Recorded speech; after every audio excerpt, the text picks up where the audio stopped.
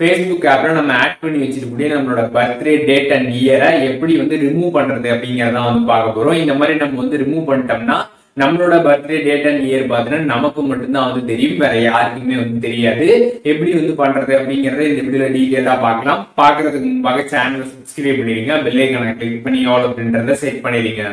வீடியோக்குள்ள போலாம். Facebook app வந்து ஓபன் பண்ணிடுங்க. சைட்ல 3 டாட் பட்டன் இருக்கும். அதை கிளிக் பண்ணதுமே கீழே வந்து செட்டிங்ஸ் அண்ட் பிரைவசி அப்படின்னு ஒரு ஆப்ஷன் கொடுத்துருப்பாங்க. அந்த ஆப்ஷனை கிளிக் பண்ணதுமே செட்டிங்ஸ் ஆப்ஷன் இருக்கும். செட்டிங்ஸை கிளிக் பண்ணதுமே அக்கௌண்ட் சென்டர் அப்படின்னு வந்து கொடுத்துருப்பாங்க.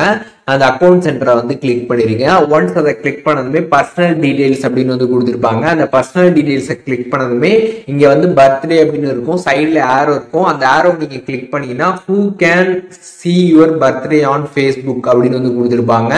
அந்த ப்ளூ கலர்ல இருக்கிறத கிளிக் பண்ணிடுங்க. ஒன்ஸ் அதை கிளிக் பண்ணதுமே சேஞ்ச் விசிபிலிட்டி ஆன் ஃபேஸ்புக் இருக்கும், அதை கிளிக் பண்ணிடுங்க.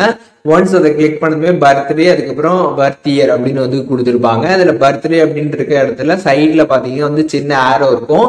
அந்த ஆரோ கிளிக் பண்ணீங்கன்னா அதுல வந்து மோர் ஆப்ஷன்ஸ் அப்படின்னு வந்து கொடுத்துருப்பாங்க. அந்த மோர் ஆப்ஷனை கிளிக் பண்ணி ஒன்லி மீ அப்படின்றத வந்து கொடுத்துருங்க.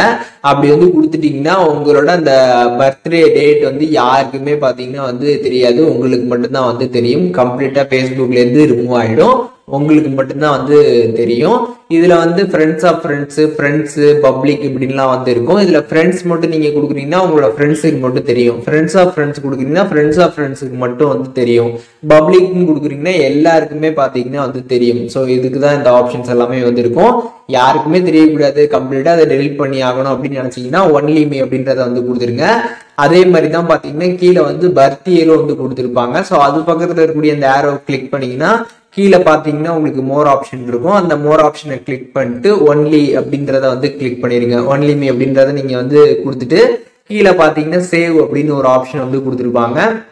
அந்த சேவ் ஆப்ஷனை வந்து கிளிக் பண்ணிடுங்க. ஒன்ஸ் அதை நீங்க வந்து கிளிக் பண்ணதுமே பாத்தீங்கன்னா உங்களுக்கு அதை வந்து கம்ப்ளீட்டா வந்து சேவ் ஆயிடும்.